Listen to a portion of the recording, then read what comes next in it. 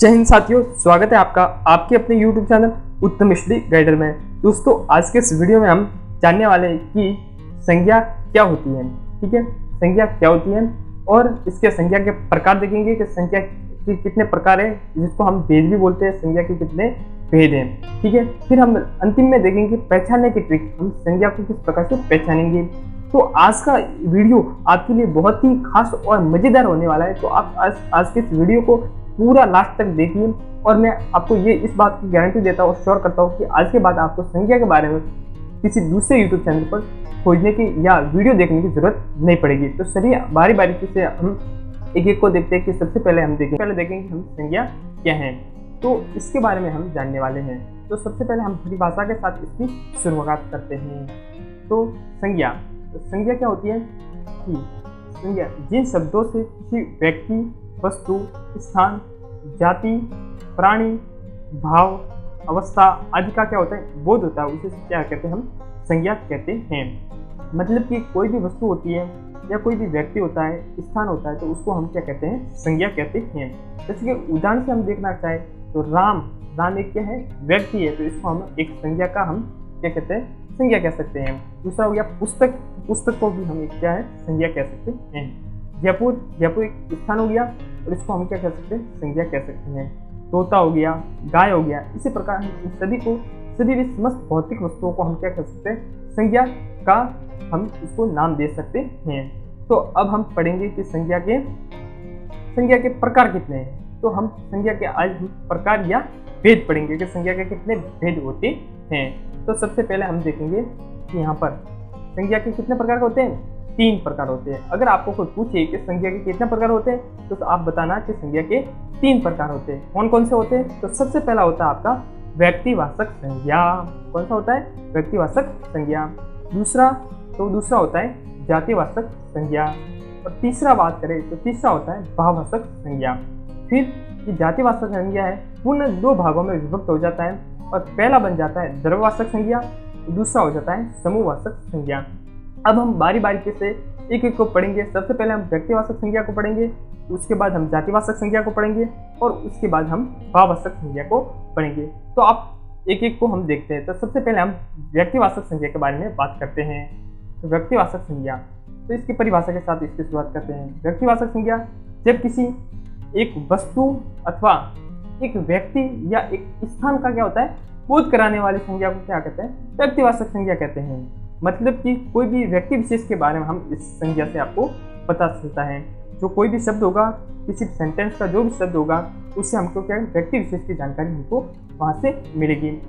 जैसे कि गोविंद एक क्या है, व्यक्ति है और इससे हमें एक व्यक्ति विशेष की आपको यहाँ पर जानकारी मिलती है। चीन क्या है, एक देश है और देश से आपको क्या है, व्यक्ति विशेष की जानकारी यहाँ पर मिलती है।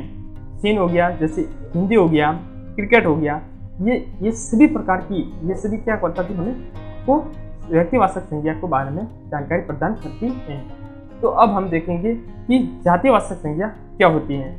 तो हम देखते हैं जातिवाचक संज्ञा। तो जातिवाचक संज्ञा जिन शब्दों से एक ही जाति के व्यक्तियों, प्राणियों, वस्तुओं का बोध होता है, उसे हम क्या कहते हैं, जातिवाचक संज्ञा कहते हैं। मतलब क्या? मतलब ये कि कोई भी जो शब्द होता है उससे आपको क्या है, एक ही जाति के व्यक्तियों और प्राणियों का क्या आपको यानी कि जानकारी मिलेगी, बोध होगा, उसे हम जातिवाचक संज्ञा कहेंगे। जैसे उदाहरण के लिए एक कलम है, तो कलम में बहुत सारी कलम आती है, तो उससे आपको क्या है, जाति विशेष की जानकारी यहाँ से आपको मिलती है।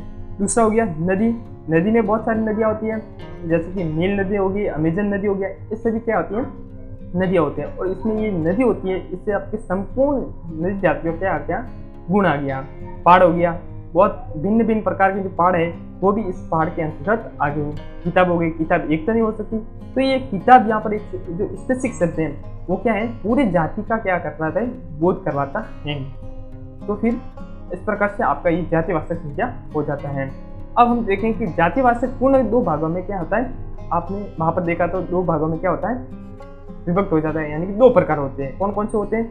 पहला होता है द्रव्यवाचक संज्ञा होता है, दूसरा होता है समूहवाचक संज्ञा होता है। अब हम द्रव्यवाचक संज्ञा क्या होता है, उसको परिभाषा और उसको उदाहरण के साथ समझेंगे, और समूहवाचक संज्ञा क्या होता है उसको भी उदाहरण और उसको परिभाषा के साथ समझेंगे। तो अब हम देखते हैं द्रव्यवाचक संज्ञा, यानी कि द्रव्यवाचक संज्ञा के अंदर जिन शब्दों से किसी पदार्थ के या धातु का बोध हो उन्हें द्रव्यवाचक संज्ञा कहते हैं। कहने का तात्पर्य क्या है कि जो भी शब्द होगा उससे आपको क्या होगा, यानी कि पदार्थ का या बोध होगा या फिर किसी धातु का बोध होगा, तो उसे हम क्या कहते हैं, द्रव्यवाचक संज्ञा के अंतर्गत वो आती हैं। अगर उदाहरण देंगे तो उदाहरण सबसे पहले हम देखते हैं सोना। तो सोना एक क्या है, एक धातु है, तो ये आपको द्रव्यवाचक संज्ञा के अंतर्गत आ गई। दूसरा देखें तो दूसरा एक चांदी है, ये भी एक प्रकार क्या है, एक प्रकार क्या है, धातु है, ये भी इसके अंदर आता है, द्रव्यवाचक संज्ञा के अंतर्गत आता है। तीसरा देखिए ये आ गया डीजल। तो डीजल क्या है, आपको नाम से पता चल रहा है कि डीजल एक क्या है, लिक्विड फॉर्म में होता है और ये एक द्रव्यवाचक संज्ञा होती है। और पेट्रोल हो गया, इस प्रकार से बहुत सारे ऐसे होते हैं जो द्रव्यवाचक संज्ञा के अंतर्गत आते हैं। अब हम यानी कि जातिवाचक के अगले प्रकार यानी कि समूहवाचक के संज्ञा के बारे में बात करते हैं। सबसे पहले इसकी परिभाषा देखते हैं। समूहवाचक संज्ञा जिन शब्दों से किसी समूह क्या है, पहले समूह या समुदाय का बोध होता हो तो उन्हें क्या कहते हैं, हम समूहवाचक संज्ञा कहते हैं। कहने का तात्पर्य सिंपल सा है कि कोई भी शब्द होगा और उससे आपको क्या होता है, एक समूह का या फिर समूह का ग्रुप का क्या होता है, बोध होता है, तो उसको आप क्या कह सकते हैं, समूहवाचक संज्ञा कह सकते हैं। आपको यहाँ पर नाम से पता चल रहा है कि समूह होगा तो उसमें समूहवाचक संज्ञा होगा। इसका उदाहरण देख लेते हैं। उदाहरण में सबसे पहले हम देखते हैं यहाँ पर सभा। बहुत सारे लोगों से यानी कि मिलकर क्या बनती है, सभा बनती है। तो सभा एक क्या है, समूहवाचक संज्ञा के अंतर्गत आता है। दल, दल भी बहुत सारे लोगों से मिलकर बनता है, तो ये भी किसके अंतर्गत आ गया, एक समूहवाचक संज्ञा के अंतर्गत आ गया। झुंड हो गया, बहुत सारे लोगों का भी झुंड हो सकता है, यहाँ पर पशुओं का भी झुंड हो सकता है, तो ये सभी किसके अंतर्गत आ गए, इस समूहवाचक संज्ञा के अंतर्गत आ गए। परिवार हो गया, परिवार में बहुत सारे यानी कि फैमिली मेंबर्स यानी कि मिलकर क्या होता है, परिवार बनाते हैं, तो ये एक प्रकार का क्या हो गया, समूह हो गया।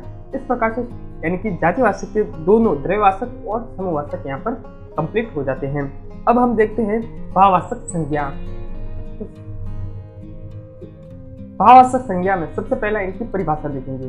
इनकी भाववाचक संज्ञा में जिन शब्दों से पदार्थों एवं प्राणियों में पाए जाने वाले गुण, दोष, भाव, अवस्था, धर्म आदि का क्या होता है, बोध होता है, तो उन्हें क्या कहते हैं, हम सिंपल सा भाववाचक संज्ञा कहते हैं। कैसे होता है, तो जैसे कि देखो यहाँ पर उदाहरण में देखो, सबसे पहले यहाँ पर लिखा हुआ है लंबाई। तो लंबाई एक क्या प्रकार है, एक प्रकार का आपको यहाँ पर एक अवस्था भी कह सकते हैं आप, ठीक है। तो ये एक भाववाचक संज्ञा के यानी कि अंतर्गत आता है। सुंदरता आ गया, ये भी एक क्या है, भाववाचक संज्ञा है। थकावट आ गया, मिठास आ गया, ये सभी क्या है, एक भाववाचक संज्ञा के अंतर्गत आते हैं। इस प्रकार से हम भाववाचक संज्ञा के यानी कि संज्ञा के तीनों प्रकार हमने आप जो पढ़े थे वो यहाँ पर कंप्लीट होते हैं। अब हम सीखेंगे कि भाववाचक का निर्माण किस प्रकार से अलग अलग जातिवाचक सर्वनाम, विशेषण, क्रिया से किस प्रकार से कर सकते हैं। तो सबसे पहले देखेंगे हम जातिवाचक संज्ञा से भाववाचक का क्या करेंगे, संज्ञा का निर्माण किस प्रकार से कर सकते हैं। तो सबसे पहले देखेंगे जैसे कि मित्र। तो मित्र एक क्या है, जातिवाचक संज्ञा है, तो इसको अब हम भाववाचक में बदलने के लिए हम इसके पीछे ता लगाएंगे, तो ये हो गया मित्रता। और ये मित्रता क्या है, एक भाववाचक संज्ञा हो गई। मानव एक जातिवाचक संज्ञा है और ये मानवता हो गई, ये क्या है, आपको एक भाव बताता है, मानवता एक भाव बताता है, तो ये क्या हो गई, भाववाचक संज्ञा हो गई।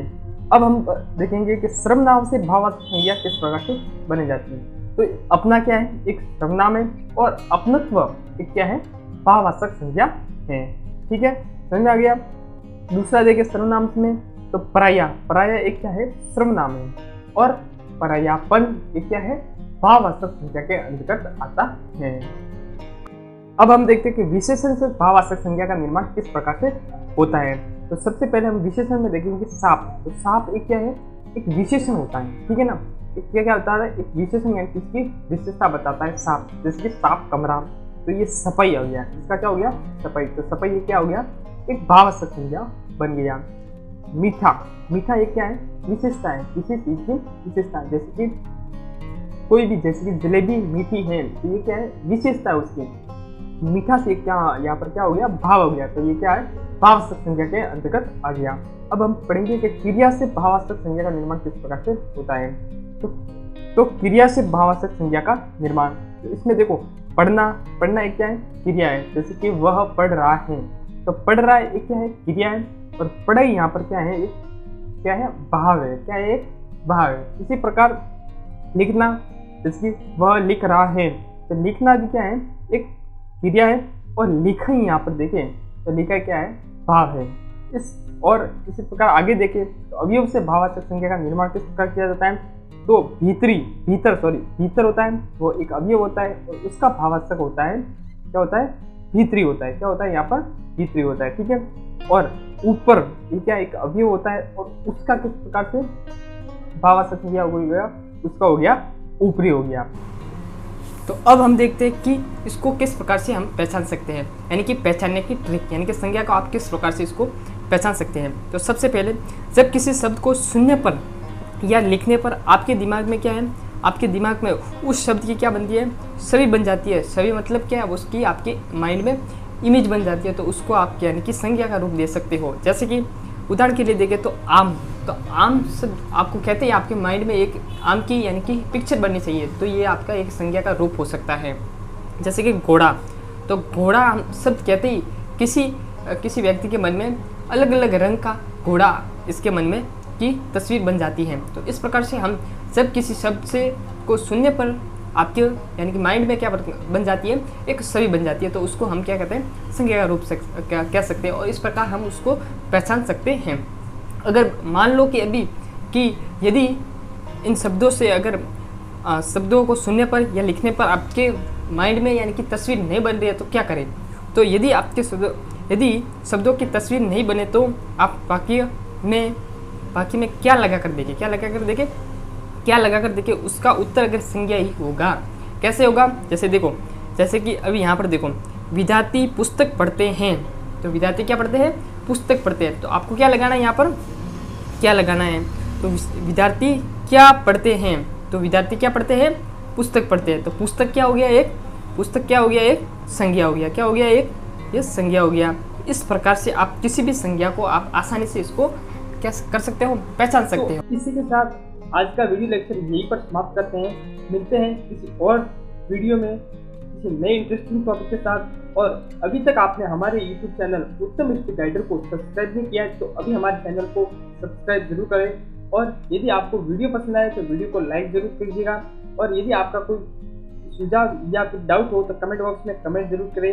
मैं जहाँ तक संभव हो कमेंट का रिप्लाई करने की कोशिश करूँगा। और यदि आपको वीडियो आपको लगता है कि आपके दोस्तों के लिए, आपके मित्रों के लिए यानी कि हेल्पफुल हो सकता है, तो आप इस वीडियो लेक्चर को शेयर जरूर। तब तक के लिए जय हिंद, जय भारत।